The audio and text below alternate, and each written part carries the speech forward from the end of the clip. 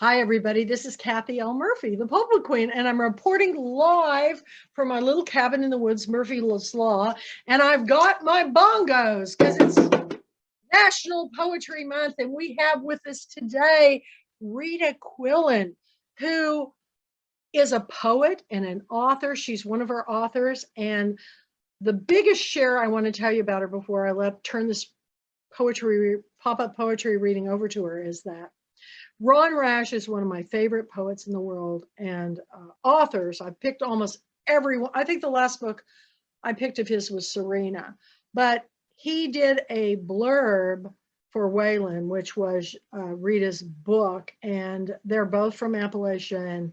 And it's amazing all the connections that we've had with our authors and the Pulpit Queens. So now I'm going to turn this Friday, because we're doing this every Friday, this pop-up poetry reading over to Rita Quillen. So it's your time to shine. Go, girl. All right, Kathy, thank you so much. And I love the bongos. That's the perfect touch. I'm totally into it. Well, hello, everybody. And we're so happy that you took time to join us today and to check out Kathy's YouTube channel. It is National Poetry Month. I've written 2 novels, but as I told her, I've written about 6 books of poetry. That is my first love. That is my heart. I love poetry. There's nothing more exhilarating to me as a writer than to get an idea, a few lines, a few images, and then to watch that blossom into a poem. It's just the biggest high ever. It's a rush. And I write, like most poets, I write all kinds of poems, serious, funny, dark, sad. I'll start with a poem, though, that I always like to use with students. When I was a teacher, every time we would get to a unit where I would say we're going to study some poems, they would all, oh, they do. Students, oh, no, we hate poetry. We don't understand poetry and all this. And I always said, no, you do. First of all, you listen to music all the time. Yeah. Okay. You listen to song lyrics. And so you understand how that sometimes language becomes like, as Robert Frost said, it's double vision. It has double meaning.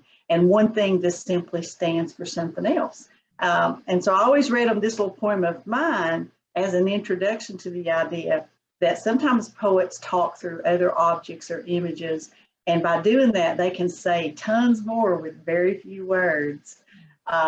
So the way this little poem started is one morning when I was, this was a long time ago. I think I was probably in my early 40s. I was sitting drinking coffee one morning out of a giant mug and just so daunted by the day ahead of me. And I thought, I'm a mug, but I used to be a teacup. And from that came this poem. I used to be a teacup, song of an aging beauty queen. I used to be a teacup, bone and gold rimmed, thin lipped and light, slim handled, easy to hold. Then I became a mug, heavy and practical. People warmed their hands on me. Warm steam rising scented the air with home and good. If I live, I'll grow to be a gravy boat, sailing around, smug and self-satisfied, filled with an imperfect, lumpy mixture, comforting and familiar, but only brought out on special occasions. So, hi, Kim. Hey, how are you? Hi, how are you? I'm good. I'm trying to say, hey, Rita's on. I don't know. I just put it on Twitter. We'll see. All right. Well, glad that you joined us. I am too. We had kind of a little glitch today, but it all works out, doesn't it, Rita? It does. It all worked out in the wash. I was having one of those days, but it just got better. So, good. But I'm glad you showed up, and I see your mandolin behind you, so that's awesome. Yeah, I know. I don't ever play that little dude. And my other one that I actually do play has a big old crack. I need it was a cheapo, and I just need to replace it. I want to come up your way, and you help me find a good one. Oh, there you go. Wouldn't that be nice? It would be fun. It would be super fun. We'll have to do that. Okay. Anyway, I was talking about how that little poem I just read, I used to be a teacup, is one I always used to introduce my students. I don't know about you, but in my class, when I said the word poetry, I always got, oh, this horrible groan. Just glazed faces. Yes, they were just like, oh, no. And so I always tried to think of some way to kind of break down some of their resistance. So I would first of all point out that they listen to poetry every day on their car radios. Right. And I would usually come into class and sing some songs, maybe some of my own or some that other people have written, and then read that little poem as a way to say, poetry is about playing with words, and it's about saying a whole lot with very few words. Right. So in that little poem there, in a way, I'm telling the story of my life, just through a series of, teacups. So it was a way to kind of break down some barriers. And then that gets them ready for you to read them other kinds of poems that do other kinds of things. For example, I'm going to read you a little poem that is sort of like telling you this part of the story of my grandmother's life, but just in a few lines. She grew up very, very poor in the mountains. She moved her family then moved to the coal fields when she was a bit bigger kid. She eventually moved a little closer to town, and she and her husband were very successful in their lives. They really came a long, long way in terms of class, I guess you say, socioeconomic distance. They really did well. They owned a little grocery store and service station and all that. But she never forgot that very, very dirt poor little girl that she was. I mean, she never changed from that. And so when you try to think like a poet, think, how can I tell that story quickly and through images? And so I wrote a poem about her favorite food, which was turnips, of all things. And so this poem's called Turnips on the Table. How odd when a vegetable and a person merge, becoming one in your mind and mouth. My grandmother loved those little roots. Their stealthy sting hits your tongue like an angry truth. Put all the butter and sugar you want. Their heat cannot be denied. No wonder they're shaped like tears. They owned a little grocery store, could eat anything they wanted, but hard scrabble childhood hangs on you, a bell that can't be unrung. Turnips on the table, a reminder of a hard battle won, a daily bitter tear on the tongue. Beautiful. I also like to tell stories, and in The Mad Farmer's Wife, there are a couple of stories. And anybody who's read my work knows that I try to include humor. I try to include a lot of things. But sometimes you need to have a poem is a perfect way to tell a really dark story that gets at some of life's most sad moments that you just really can't even talk about. You don't even have the language to talk about. And this is a poem about something that happened in my life for real, but I let the Mad Farmer's Wife have it and tell it because I thought it was a very powerful, this was a story that she could tell. Yeah. So I gave it to her, called The Mad Farmer's Wife Delivers the Foal. And this is about what really was one of the very, very worst days of my life ever.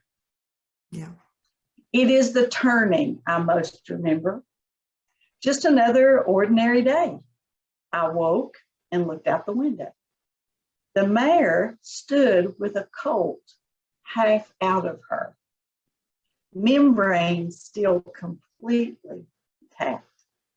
I ran like a warrior, butcher knife in hand, stabbed into that death bubble, liquid gushing out, the foal lifeless. I had sense enough to wonder for a moment, will she kick me?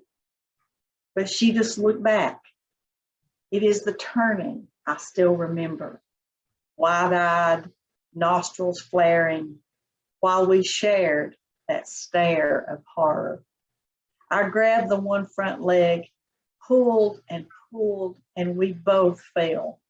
Rain began beating down. Her body heaved and squeezed her baby, its lifeless tongue lolled out. As I lay on my back on the ground for the first time in a long, long time, with raindrops falling on my face, I pulled and pulled once more, and in a rush, like an earthquake or a heartbreak, that motionless, gorgeous, dappled foal was free. of her, of me, of the fence and rain, of earth. I opened my mouth to the sky's tears.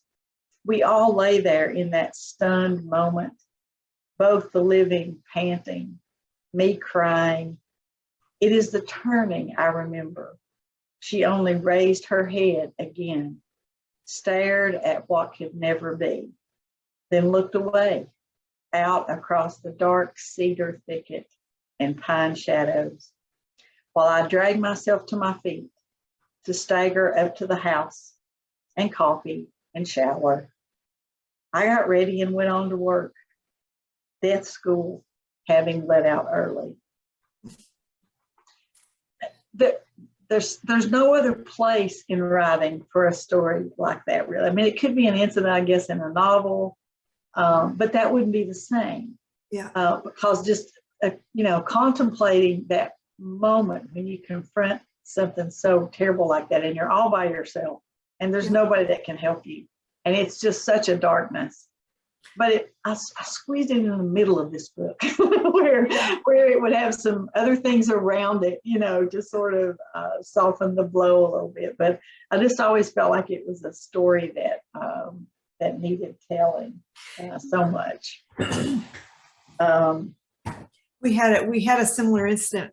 My family raised horses. I've been there. Know that story. Oh, it is absolutely the worst. That moment of horror when you see that the membrane is not open. Yeah. It's just the worst, because how, in most cases, how it's going to end. And it's just, it was awful. My poor stepdaddy. I was telling the girls about that very occasion, my poor stepdaddy, and he had the kindest heart, and he always had to be the guy with the shovel, Yeah. And it just broke his heart, and he'd stand out there digging a hole, bawling. Because there's nothing more beautiful than a colt. I love them so much. And we were so excited about this one. We've, of course, waited so long, as you always do. It took so long for it to get there. And so to lose it like that was just, it was awful. Yeah. But got to turn to something positive. So what I always turn to is the things that are beautiful out here on the farm. And of course, one of my favorite things is birds. If you read my poems, there's birds just everywhere. And so I had read that poem by William Stafford, and all of a sudden it just left my brain. But it's the poem where he talks about the river and about nature in general. And he says, what the river says, that is what I say too. And so I was thinking about that poem one day, and I thought, I'm going to write a whole bunch of poems about what things say. His poem is about what the river says. I'm going to think about what other things that I love have to say. So, of course, the first one I wrote was called What Birds Say. So, what birds say, that is what I say too. Red birds dangle like Christmas balls in pines, reminding us of winter's sweet silence. Their wings whisper blood as they sail by. How fragile the unseen bond clotting everything together. Hummingbirds use sign language to give instruction. So much for gravity and physics and expectations. We are God's calling card. Just follow us right back to him. Bluebirds straddle the birdhouse rooftop, shout again as they fly 1,000 sorties, gathering and feeding and gathering more. Watch them and forget everything that is not blue. Whippoorwills preach persistence, the power of the frantic, the beauty of the trill, that we must always, always sing ourselves into the dark. The hawk lords over us all, barks orders to surrender, kills the weak. Some say the word majestic up at him, but I do not. I never speak to spirits. Only after they are gone, I whisper one word. What the birds say, that is what I say too.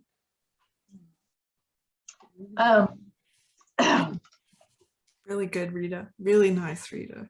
Really. Thank you. I'm glad you're recording this, Kathy. This is nice. Poetry is one aspect of reading that is just pushed aside and not put into the limelight. And I try to work poetry in every year into the reading program because, you know, like she said in songwriting, you know, all those are poems.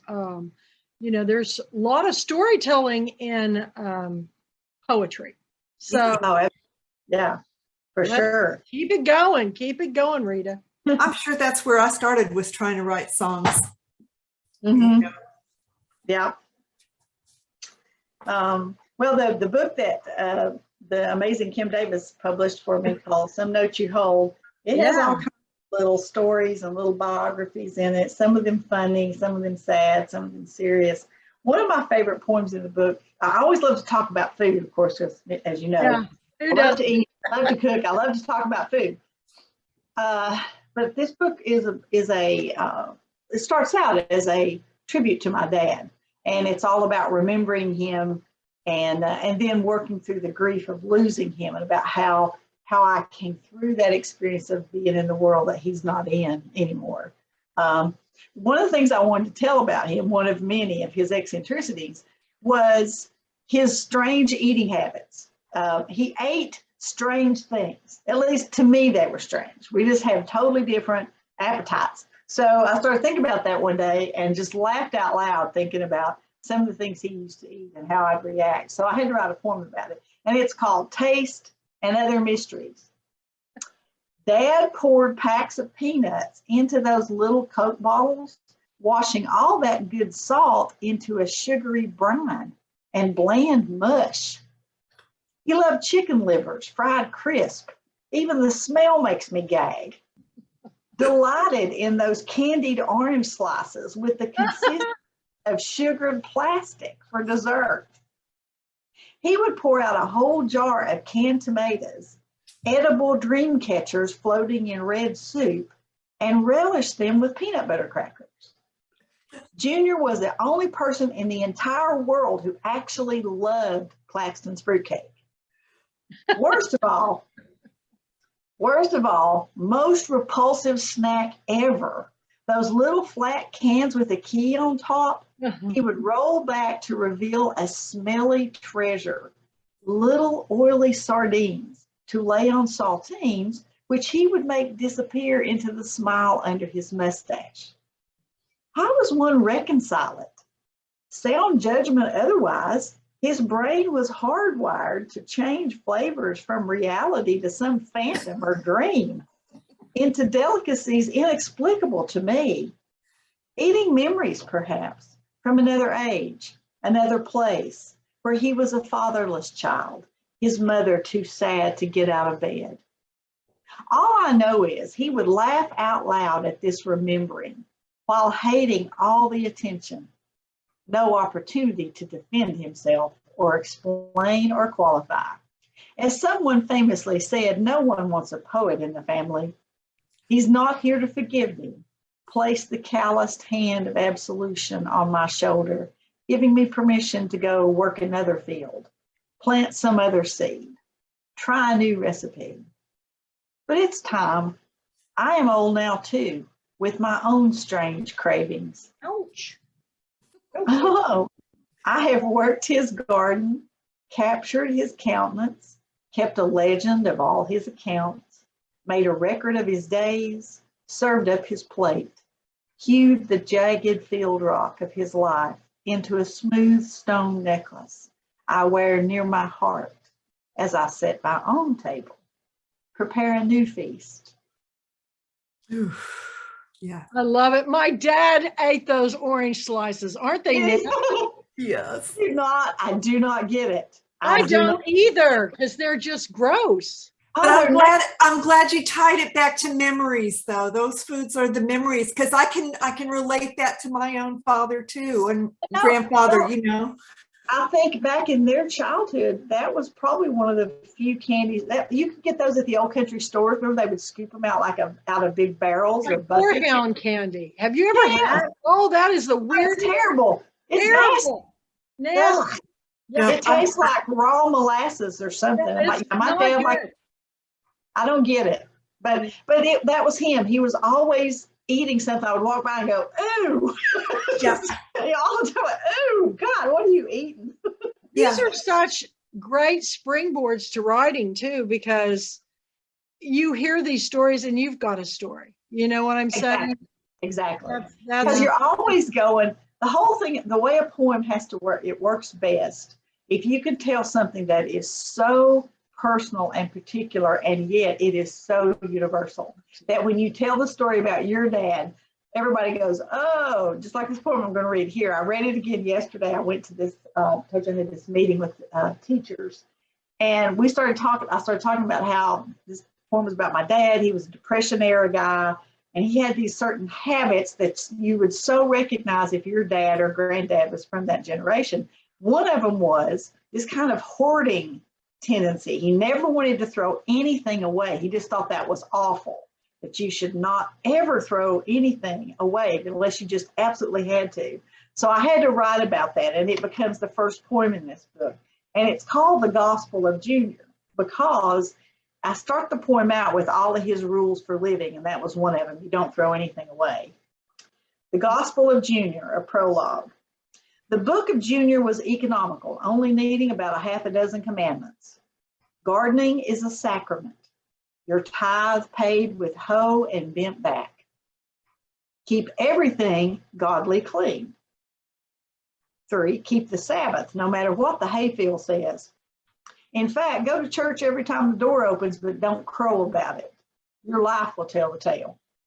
Most of all, don't throw things away. Everything, all of it, is a gift.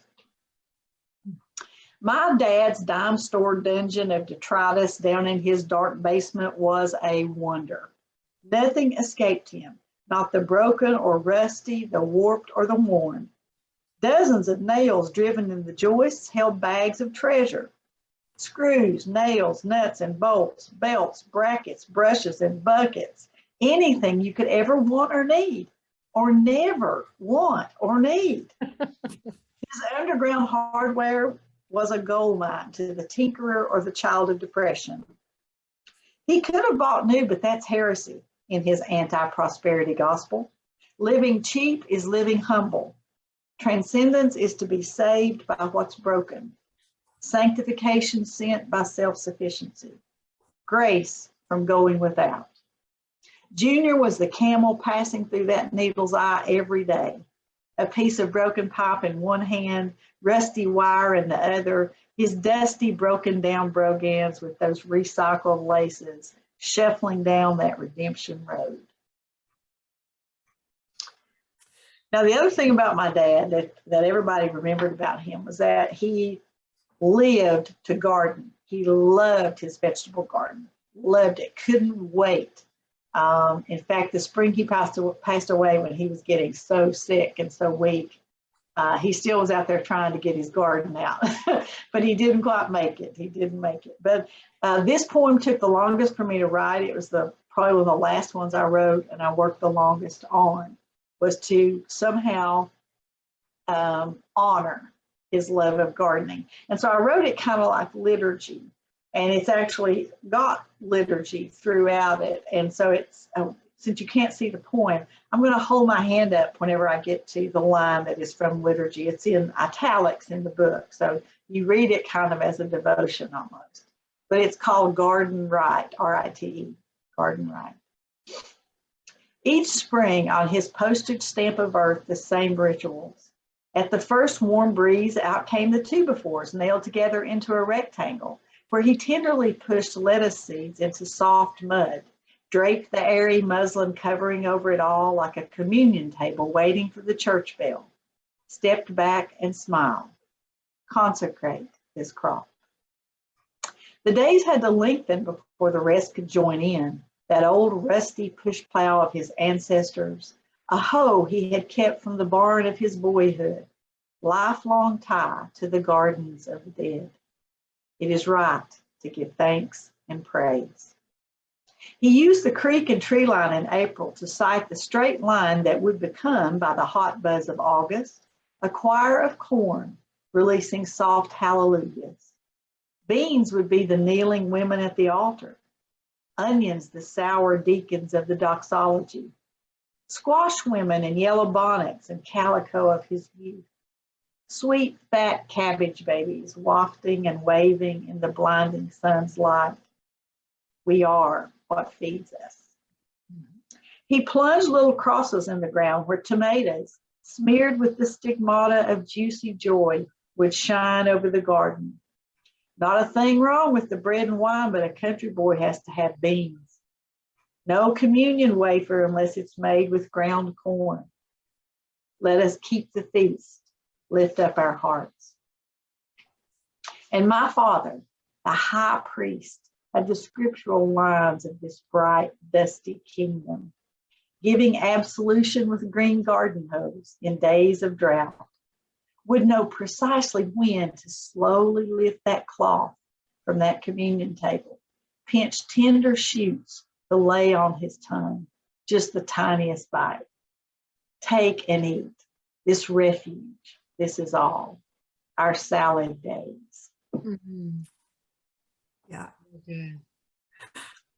Well, after the section of the book that sort of honors and remembers my dad, I had to get to the tough part of thinking about how do you survive grief, and how do you survive what comes after grief, after the storm of the disease. You're in recovery and you're trying to go on with your life and go on with this world that is now fundamentally changed. I think that's one thing we don't talk enough about grieving, is people just sort of focus on the storm. The grief hits you like an illness. I mean, it really is a great way to describe it. It's like an illness. And the worst of it passes, but then you're left with after effects and just adjusting to the new world. And so for me, it was trying to go back and think, what gives me peace? What centers me? What is constant? Well, for me, music is one. So I wrote a lot of poems about music as well as nature, photography, and just writing itself as a way to pull me back into some kind of health, as a way to recover. So I'll just share one music poem here called Why I Sing. Here on the farm, you are surrounded by music. The tree frogs rival Sunday morning church. Whippoorwills have finally returned to silky evening air. Coyotes howl their threats in perfect pentatonic harmony. Gobblers' operatic answers bounce from ridge to rock. Black crows bark and shriek. Katydids sing the doxology as we head inside for sleep. Why we are gifted this is a mystery.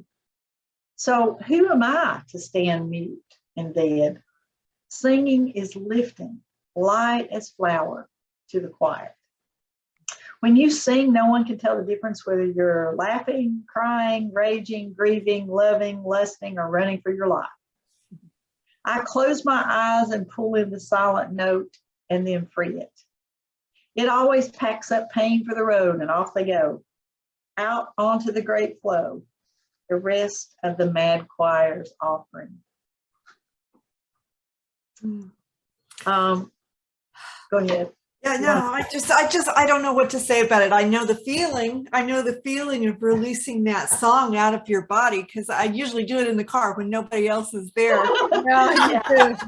Oh yeah, I do a lot of car singing too, for sure. But yeah, there is nothing that makes me happier than playing or singing music. And I try to explain this to people who don't play music or are not musical. That comes from a totally different part of my brain. When I play music, I'm literally not thinking about anything, because my brain, I play totally by ear. I don't understand it myself. And I cannot, in many cases, I cannot hum you the song until I start to play it. It just, I open a file and there it goes. And so there's something wonderfully non-verbal about it. It's a totally different part of my brain. And so there's somehow that it just relaxes me. It's the only time the words shut up in my head. So it's just this wonderful freeing thing. And I love it so much. There's nothing makes me happier than just playing music. It's just the greatest stress reliever in the world. But I'm going to end with a spring poem since it's spring. Okay. And tell you about the other thing I like to write about is just sort of the rhythms of life here on the farm and our own little rituals. And farm life has that. Can I just suggest anybody that happens to be looking at this later on needs to go find Rita Quillen's Facebook pictures, because her farm is so gorgeous. Beautiful. Oh my gosh. I told her I want to go there. Man, it's gorgeous. So whenever if you are, listen, I am literally in the middle of nowhere, but if you are ever in this middle of nowhere, That's where I like to go. I hope you Middle of come and sit on my porch and listen and we'll cuss. Yeah, I'm in the middle of nowhere, so we sit out here on the porch and cuss the government. That's what we do. So There you go. They're joking. There you go. But anyway, taking pictures is also one of those just stress relievers and brings me tremendous joy. See, if I could do what I really, really, really wanted to always do is be like happy and be able to draw or paint, but I can't. So I could show you. I could show you. You say that, but you don't understand. I'm the most spaz person in the world. I've tried, but I can take pictures. I see it, and I can take pictures. And then sometimes people have painted things that I've taken pictures of. But I have the eye, but I just don't have the something else, whatever, the coordination or something. I don't know. But You certainly have the imagination too. You know, I think a lot of times people think that you're an artist only if you can draw. But actually, there were so many girls in my class last night that had never even picked up a brush. And if you go to my page and look at all the lampshades we created from the alcohol, I said, have you ever painted before? Did this one girl? She's never. But I've always told I wasn't an artist. And I said, well, I think you're an artist. I think we all have got to learn that it's not a box that you can just carbon copy every person in. To everybody, it's different. To Rita, it's going to be different, as to Kim. But the fact that music is important, it's important in my life too. I have musical instruments everywhere. I've got a Don Henley signed guitar right here, and I don't even play the guitar, but my kids do, Right. But, I think it's important to celebrate all the arts, and that's why next time, maybe when we have a live girlfriend weekend, maybe even this year, I did an alcohol ink class and everybody signed up and we all had the best time. So that would be a fun thing to do. I did it in 2020. I think I had 60 people do it with me. We had a blast. So that's so cool. I'll come to your farm and we'll paint. Okay. There's certainly plenty to paint. I will say that. It is a place. It is beautiful. But anyway, one of the rituals on the farm that my husband started many years ago, he's a beekeeper, as all mad farmers are. He used to be a beekeeper. So one day I walked out several years ago, I walk out and I look over under the apple trees and there's a table over there, a little table, and I see these jars that are turned upside down on plates. And I go, what is this? What's he doing now? And what it was, he had saved old jars of honey or molasses or things like that and took them out there and turned them upside down on a plate and let what was the last little bit run out of the jar onto this plate. And it was for the bees. He said, they're just starting to build back and come back and do their hives, and this feeds them. And I was like, you got to be kidding me. Do you just do things so I can write poems about them? You are out feeding the bees in the spring. Hello, that screams of ritual. It's just, I love it. I love it. So I had to think about that for a couple of days, and I wrote this poem called Feeding the Flow. And it was so fun to figure out kind of what he was doing without knowing he was doing it, really. Right. Farms are cathedrals where primordial ritual and sacrament reign, though we lack written provenance. Spring has many ceremonies and rites.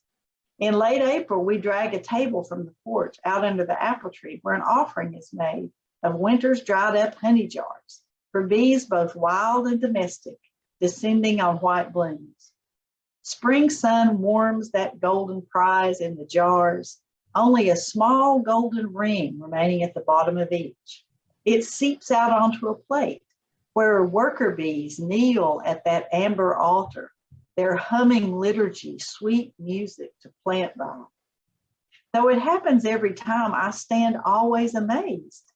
The hidden bees appear out of nowhere, summoned by something unseen, a glyph in the clouds, a whistle through a field of wild mustard, calling them to April vespers. Forgotten in the winter ice and gray pelt sky, taken for granted like a mother's love, they show up, whether we're grateful or not, blindly assured that the wild always comes through. The creation, the great plan will always work out, whether we try or not. Artfully arranging the row of jars tree to take a picture, I join the fight with sourness too, every way I can. The bees and I carrying pollen and poems, unburdened by thought or fear, delivered from winter and the grave and memory. They are the honey from my days offered to ghostly gods, legions of angels assigned to keep check on that great flow, that cosmic transparent eyeball keeping watch on the seasons of it all. For Earth Day. For Earth Day. That's a good one. It is. Happy Earth Day, everybody. Yeah. National Poetry Month, and that's perfect for Earth Day. Do you do your own jars of honey? No, he doesn't tend bees now. He used to. He used to be into it big time. In fact, he and his partner, they had enough hives and honey that they supplied the honey for a bakery, a commercial bakery. So they were into it in a big way. That's super hard work, though. He's retired from all that. But we do have some. We had a wild swarm on the farm that we watched for years, and it made honey in a certain tree. And so he always made sure to be aware of that, and we kept them as long as we could. They finally swarmed last year, and we lost them. So we had a bee tree, which is an unusual thing nowadays. They're unfortunately, bees are like so many other things. They're struggling. They're threatened. And so we were thrilled to have a bee tree for about, I don't know, probably eight years or so. It was pretty awesome. So, That's so cool. I love your poetry. I love this book. And thank you. You did you send me a copy? You did, didn't you, Kim? I did. I'm pretty sure I did. I got it right. Oh, there it is. I see it right over there. Well, I'm pretty sure I'm going to work this into the reading program next year because I really love it. Yes. And I would love to have a poetry panel even next. I know some more poets too. We know a few. Okay. We know a bunch of good ones. Yeah. We have our Madville poetry editor is probably one of the best, don't you think, Rita? I mean, she's just, oh my gosh. Linda Parsons. Linda Parsons, yeah. We don't have any of her books because, in academia, you just don't do it that way, unfortunately. So one day I'm going to have to fire her so I can actually publish her work. Yeah. It would be really neat to do an anthology of Pulpwood Queen poets. Oh, fun. Yeah. Cool. We're doing go ahead. We're doing Dolly Parton. We're doing a Dolly Parton poetry anthology right now, and it's free to submit to. Are you kidding? No, I'm not kidding. I will share it. I'll share it on the website. I'll share it on Facebook, on the group. You know how much I love Dolly Parton. And you know what's really sad? I love all of her songwriting. In fact, I've got I put her big songwriting, her story through her story of her life, storytelling, songwriting on our list is kind of a lagniappe book.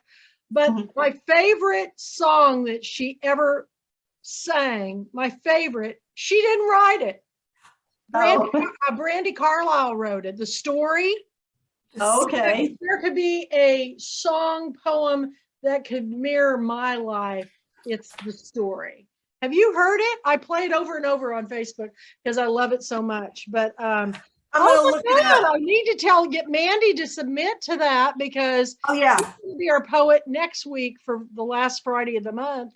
And Susan Kamada, we've got so many, Wow, I did not know that. That's Oh, okay. Well, I'll share with Public Queens. I've been sharing it all over the place, but somehow it didn't get to you guys. I guess I'm just trying to. well, is that going to be out before next year? We're going to release it for her birthday in January next year. And her birthday's what day in January? Well, I want to say the 19th. That's something like around, January. that's around the time of Girlfriend Weekend. It is. Yeah, it's. Well, we're trying to, we're working on something that I can't talk about. We're working on something for the release. Okay, well, we'll talk privately later on. Okay. Yeah. All right. Wow. What? I'm so glad you came, Kim. I love Rita. I just really do feel like this is the type of stuff that we need to focus on more. Is, so many people say to me, well, this New York Times, I go, you guys, I don't know if you realize this, but New York Times books are pretty much bought and paid to be a New York Times best-selling book. I don't think the general public understands that, but as a former bookstore owner, as a former book publisher's rep, I know how they market their books into, and they make sure their events are only in New York Times reporting stores. You have to be a computerized store in order to report. Well, I had Pat Conroy, and we sold 400 copies of his books in one day. And I'm a non-reporting store, so I couldn't report that. Right. So, and I can't tell you how many authors like Ronnie Hall, who wrote Same Kind of Different as Me, that was made into the movie. I picked his book, and then he sold the movie rights, and he went on New York Times. But before he even made that, before I even picked his book, I said, how many copies of this book have you sold? And he goes, 200,000 or 300,000. I go, wow. What? And never been, but it wasn't until I made him a book club selection that Samuel Jackson bought the movie rights, and then it was made into the film. So, all these little connections. Oh, yeah. Trying to make them bigger and wider, like the ripple in the pond. Well, I have a theory about the poetry too. I think this is a great time for poetry. I'm starting to see this with people because the media consumption is in such small bites now. Mm-hmm. And when you can get somebody like Rita who can tell a story in 3 stanzas, a whole story, tell an entire lifetime in 3 stanzas, that's perfect. That's what we have time to consume. Exactly. Right? Exactly. You're right, because people are having a hard time concentrating. So I hope everybody watches this, and I hope if any poets that are authors watch this, they'll go to Madville Publishing. What's your website? Well, how do we find that information out to people that it's easy. It's madvillepublishing.com. That's what I thought. madvillepublishing.com. And Rita, you have a website too, don't you? RitaSimsQuillen.com. Just check it out. Lots more poems. Very good. There's videos of my songs and playing music and all kinds of good stuff on there. Well, one of the best things is that tell you that Mandy and I are hard at work on 2023, and everybody's going to want to be there this year. Luann, where are you going to do it? I just had somebody ask me. You're not telling yet? We are in the works. We're in the works, but it looks like we're going to be live. So everybody get your membership, get your packages now, because the price is going to go up May 1st. Oh, okay. Yeah. So prices go up May 1st. So you're going to want to get your ticket, and you're going to be very excited, everybody. I'm dying to tell people, but Mandy says, wait. We got to get a contract. And so you guys are going to be very excited. Okay. So it's going to be fun. And thank you, Rita. I know I put you through the mill today, but that's all right. Thank you for having me. It's always no. I feel honored to have you pay off. Yeah, almost all to myself. You and Kathy. I mean, it's kind of an honor. This is the thing that I can't understand why people don't jump on everything we do, because this gets put up on my Kathy L. Murphy channel, and it's forever. As long as YouTube, it's forever. So if you're an author if you're a poet, if you're a publisher, why wouldn't you want to jump on board? So we've got more this weekend. We've got tomorrow Mama Cat's book club with one of my dearest children's author friends, Carrie Lunsford Madden out of Birmingham, Alabama, for Ernestine's Milky Way. Tomorrow night, we're doing Midnight in the Garden of Good and Evil. Wow. Friend John Barrett, we're going to talk about his book and movie, discuss it at 6:30. Sunday, we're having our Shah Rukh Khan Pulpwood Queen fan and film club discussing my favorite film of him, Devdas. If you have not seen it, it is one of the finest storytelling, and it will get your box of Kleenex, man. I haven't done one of these. I haven't done one of these film nights with you. Do I need to watch the film first, or do we watch the film together? Watch the film, Devdas, okay. Devdas, and it has Mathura Dixit and Shah Rukh Khan, and this one of the most beautiful women in the world, who was Miss India, and I can't ever pronounce her name because it's like this long, but she's gorgeous, and it is the most beautiful cinematography, the most beautiful setting, and the most tragic story, but it's so beautifully done. There's comedy in it in some sense, because they put in music and all this, but the ending of it, get your box of Kleenex. Every time I watch it, I just pour my heart out, and it's a cathartic experience for me. But Devdas, and I started this fan club because so many of my authors are big Indian film fans, and jump in. It's all up on our calendar events on the website. So that's the pulpwoodqueens.com. And the more you come, the more I give people a chance to talk about what's going on in their lives. And we're going to start in May a social, one Zoom meeting a month, a social night for people just to come together and just so we can keep the girlfriend weekend vibe going. But